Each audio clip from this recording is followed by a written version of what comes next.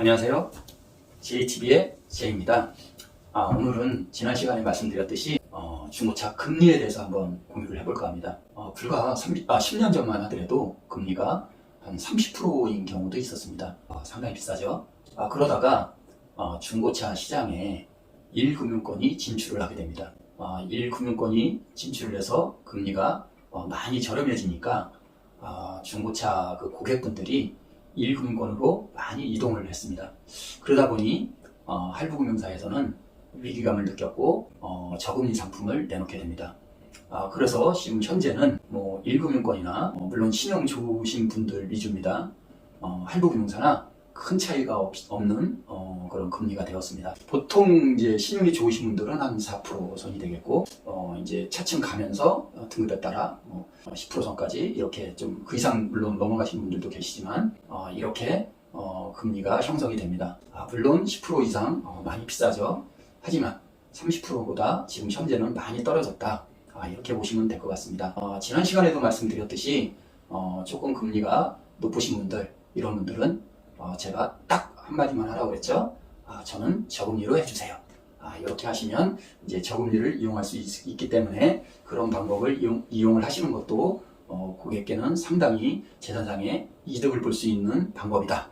이렇게 보시면 될 것 같습니다.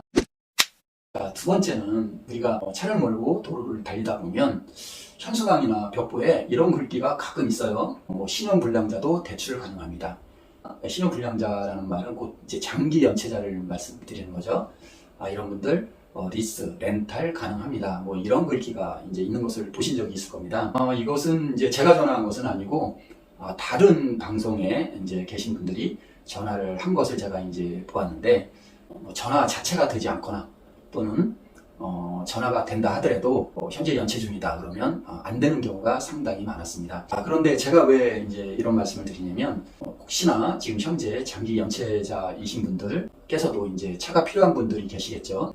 이런 분들을 위해서 제가 이제 그 한 업체, 제가 업체 이름은 말씀을 드리지 않겠습니다만 이런 경우가 있습니다. 현재 연체는 없지만 현재 회복 중이거나 파산 중이신 분들, 그러나 정상적으로 직장 생활을 하고 있고 통장으로 급여를 확인할 수 있거나 또는 소득세를 내거나 이런 분들에 대해서는 리스 개념으로, 리스라고 하면 본인 명의로는 못하는 거예요. 그 사업자 명의로 해서 차를 이제 구입할 수 있는데 우선은 조건이 보증금이 한 10% 들어가고 그 다음에 이제 보험료라든가 또는 이전료라든가 이런 거는 별도로 이제 내셔야겠죠. 그러다 보니까 본인의 돈이 일부 들어간다. 그렇게 이제 정리를 하시면 될 것 같고, 이런 분들은 이런 업체에서는 가능한 경우도 있다. 단 이제 연체가 없어야 된다. 현재 이렇게 제가 이제 정리를 하면 될 것 같습니다. 그리고 본인이 신용불량으로 알고 있는데 광고를 보고 신용조회를 한번 하는 경우가 있어요. 그런데 본인은 신용불량자인데 그 차를 판매하는 딜러분이 본인 신용이 이런데 내가 특별히 힘을 써서 내가 당신 그 중고차 할부를 진행시켜 주겠다. 이제 소위 말하는 이제 할부금융사에서 캐피탈이죠. 진행을 해주겠자. 그러니 다른 데 조회하지 말고 이쪽으로 오십시오. 이러면 고객 입장에서는 내가 신용불량자인데 캐피탈, 정상적인 캐피탈에서 중고차 할부 금융을 이용할 수 있게끔 해준다고 하니 얼마나 고맙습니까? 그래서 이제 찾아가고 거기서 이제 차를 구매하는 그런 일들이 간혹 있습니다. 자, 과연 캐피탈에서 신용불량인데 할부를 해줬을까요? 제가 저번에도 말씀드렸듯이 제도권 내에 있는 정상적인 금융사는 캐피탈입니다. 절대 장기 연체자, 즉 신용불량자죠. 대출을 해주지 않습니다. 그렇다면 본인이 신용불량자인데 왜 캐피탈에서 해줬을까요? 그것은 본인이 신용불량자가 아니기 때문입니다.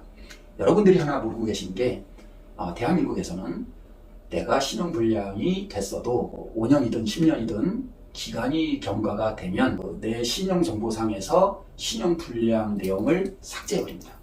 쉽게 얘기하면 내 인생이 필름처럼 이렇게 왔는데 여기까지 기간이 끝나면 여기를 싹 또 잘라버리는 거죠. 그러면 여기는 아직 내 인생을 찍지 않았기 때문에 백지 상태겠죠. 그래서 내 신용조회를 하게 되면 백지로 나옵니다. 등급도 0등급이 나옵니다.